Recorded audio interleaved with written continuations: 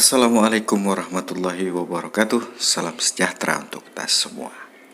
Nah, di part kemarin kita telah menguji dari sebuah BMS 3S dengan menggunakan nilai ampere baterai yang berbeda dan apa pengaruhnya. Nah, silakan kalian cari videonya di playlist saya.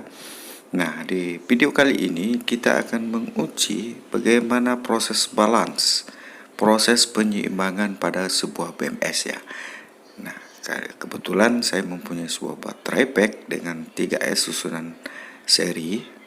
Kemudian dia mempunyai nilai ampere ini sekitar 20 amperan. Oke, simak videonya bagaimana proses dari balance sebuah BMS untuk memanajemen, memproteksi dan menyeimbangkan pada sebuah baterai lithium dengan susunan seri. Simak videonya, jangan kemana-mana. Seperti biasa sahabatku, saya harus mengecek dulu baterai ini dari satu baris ke satu baris. Karena ini 3S berarti dia mempunyai 3 baris, karena di seri 3. Saya harus mengecek berapa tegangan yang dimiliki dari per barisnya ini, 3,8. Oke, setelah kita ukur, kemudian saya hubungkan dengan multimeter ya, dengan susunan seri, dan kalian bisa lihat tegangannya berapa. Kemudian saya akan mengeset power supply ini di tegangan 12, atau saya set saja nanti ke 13 volt. Sekarang kita hubungkan dari BMS ini, dari baterai pack ke power supply. Oke, arus yang dimasuk itu sekitar 470 mA ya. Sekarang kita besarkan saja karena mungkin terlalu lama kalau untuk 400 mA untuk sebuah uji coba ya seperti ini. Saya akan menaikkannya menjadi 1 amperan dulu. Saya naikkan ke 1 ampere, maka kalian lihat voltase yang ada di voltmeter digital itu pelan akan naik.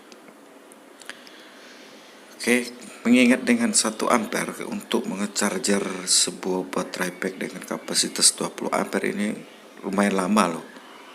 Nah, jadi sepertinya saya harus menaikkan kembali nilai ampere yang ada dari power supply ini, outputnya.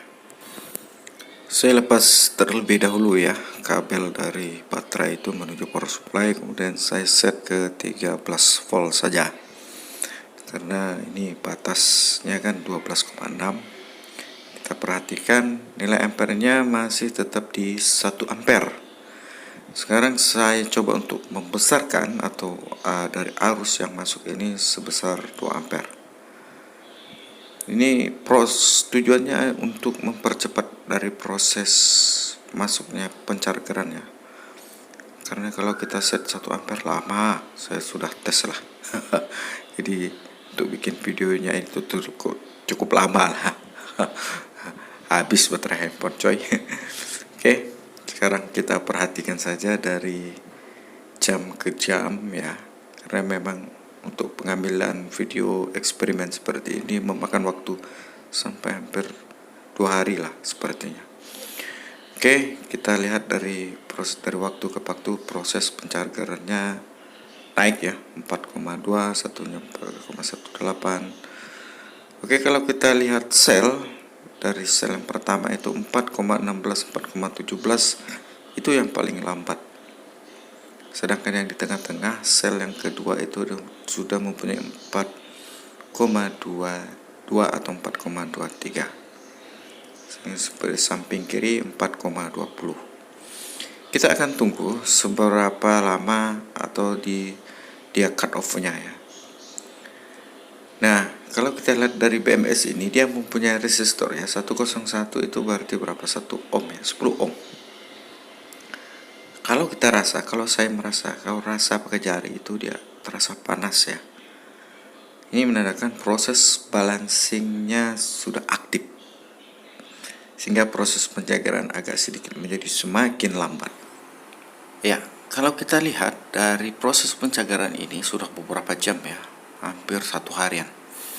Ya, menunjukkan di angka 4,3 untuk sel yang kedua, untuk sel yang sebelah kanannya itu 4,22, dan ada satu sel yang punya nilai 4,17. Saya akan menunggu walaupun indikator berapa ya 4,24, 4,23 di sel yang kedua itu telah menunjukkan angka over voltage katanya ya.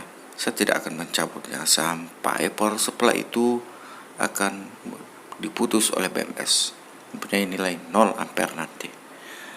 Jadi kita akan memastikan bahwa BMS ini mempunyai cut off di saat memang baterai sudah dibacanya penuh semua. Sambil kita menunggu nilai ampernya menjadi 0, maka saya akan sedikit menjelaskan bahwa sistem balancer dalam sebuah BMS itu ada dua macam ya. Pertama balance aktif dan kedua adalah balance pasif. Nah, seperti BMS yang saya gunakan ini adalah BMS balance yang pasif. Artinya dia menyeimbangkan dengan cara memfloating, yaitu menghubungkan antara plus dan minus melalui sebuah resistor. Dan ini pernah kita bahas di video saya menjelaskan tentang perbedaan BMS balance dan NH. Oke, sepertinya pengisian telah penuh ya, dianggapnya penuh sehingga ampernya 0. Oke, sekarang untuk memastikannya proses dari balance dari BMS ini, saya akan coba menyolder sebuah LED yang disatukan dengan sebuah resistor 10K. Ini akan saya hubungkan di antara resistor 100 ohm ini. Jika LED menyala, dipastikan bahwa memang IC-nya sedang membalancer ya, proses floating. Jadi dia menghubungkan plus dan minus melalui sebuah resistor 100 ohm ini. Oke, setelah saya solder dan ketiga lampu LED-nya menyala ya, berarti BMS ini menyatakan dirinya sedang di dalam proses penyeimbangan dengan metode floating ya. Jadi menghubungkan antara plus dan minus dari perselnya ini melalui sebuah resistor 1 ohm. Yang akan kita tunggu adalah kapan LED ini akan berhenti, di tegangan berapa. Karena waktu LED ini berhenti, maka proses balance-nya berhenti ya. Jadi proses floating pada suatu sel ini akan berhenti. Floating pada dasarnya adalah pembuangan energi ya, pembuangan energi pada sebuah baterai untuk mengurangi kapasitasnya sendiri. Maka jangan heran kalau pada proses floating ini atau penyeimbangan, maka resistor yang 101 itu akan terasa panas. Jadi jangan dianggap BMS itu rusak ya, padahal dia sedang proses penyeimbangan. Oke, sembari kita menunggu ya, LED-nya masih juga belum tertutup di tegangan paling terendah 4,17. Oke, sekarang kita lihat ya, lampu LED-nya mati kedua. Kita lihat di multimeter digital menunjukkan angka 4,14 dan 15. Di multi digital tadi ya, 4,17 lampu LED masih belum mau mati. Saya meyakini bahwa 4,13 dan 4,14 itulah rentangnya. 4,15 dia akan menyala kembali LED-nya. Bisa kita lihat ya, dua lampu LED-nya menyala kembali. Oke, demikianlah sahabatku ya proses balance pada sebuah BMS yang mempunyai tipe balance pasif. Maka dia akan memfloating tegangan. Maka jangan heran apabila proses floating maka resistornya akan panas. Sekarang kita lihat contoh-contoh jenis balancer pasif. Nah, yang bisa kita beli online. Inilah seperti contohnya dan ini skematiknya. Kemudian, ini yang pernah kita bahas kemarin di video perbedaan antara BMS balance dan NH. Ini telah kita bahas ya, bahwa BMS ini menggunakan sistem penyeimbangan floating, membuang energi dengan cara menghubungkan plus dan minus melalui sebuah resistor yang dihubungkan oleh penggerak IC HY2213.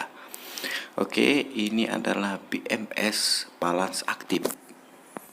Saya belum pernah bereksperimen tentang balance aktif ini, tapi sepertinya saya cek-cek di online shop itu harganya jauh berbeda dari BMS yang mempunyai tipe balance pasif. Ini agak sedikit lebih mahal. Oke, demikian dulu informasinya kawan. Saya Yul Elektro mengucapkan wassalamualaikum warahmatullahi wabarakatuh.